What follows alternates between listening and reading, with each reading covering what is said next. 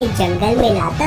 अंत में शिवा अपने लक्ष्य पे निशाना लगा सकता था और उसका निशाना चूकता नहीं था। वो शिकार करने की कला में अब माहिर हो गया था। शाबाश शिवा, अब तुम्हारा निशाना पक्का हो गया है और तुमने अब इस कला का हर एक पहलू सीख लिया है। धन्यवाद भाई, आपने मेरी इतनी मदद की है। केवल आप ही के कारण मैं इसे सीखने के काबिल हो पाया हूँ। अब मैं घर जाना चाहता हूँ ताकि मैं अपने पिताजी की कुछ मदद कर पाऊँ। यकीनन तुम जा सकते हो और अपने साथ ये धनुष और बाण ले जाओ, ये तुम्हारे काम आएंगे। सबसे छोटा भाई वीर एक गांव में पहुंचता है जहां वो एक दर्जी से मिलता है। आए, कौन हो तुम और तुम यहाँ क्या कर रहे हो?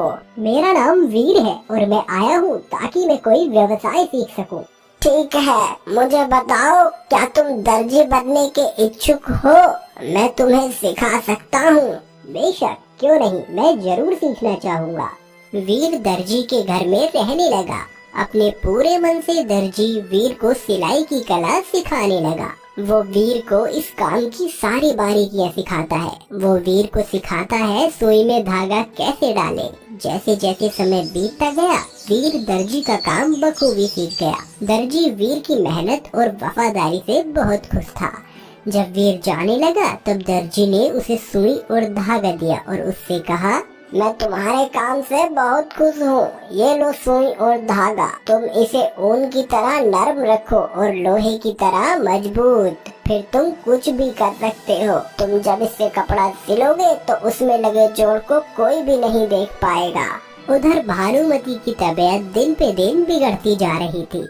अब तो लगता है मैं ऐसे ही पड़े पड़े दम तोड़ दूंगी। कम से कम अब तो मुझे ये बता दो कि आखिर सुखी बाबा ने ऐसा क्या उपाय बताया था जो किसी भी इंसान के लिए करना असंभव है।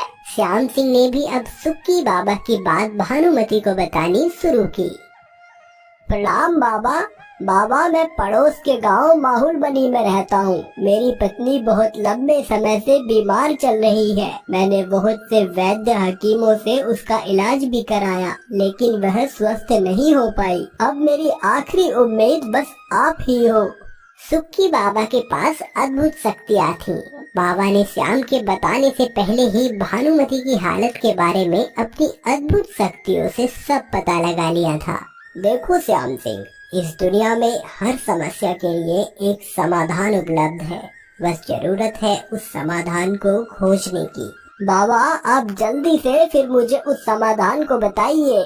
माहुलबनी के जंगलों में एक बेहद दुर्लभ पक्षी रहस्यमयी घोंसला बनाकर रहता है, जिसके घोंसले को साधारण मनुष्य अपनी आँखों से नहीं देख सकता। वह पक्षी जब अपने अंडे को से रहा हो तब बिना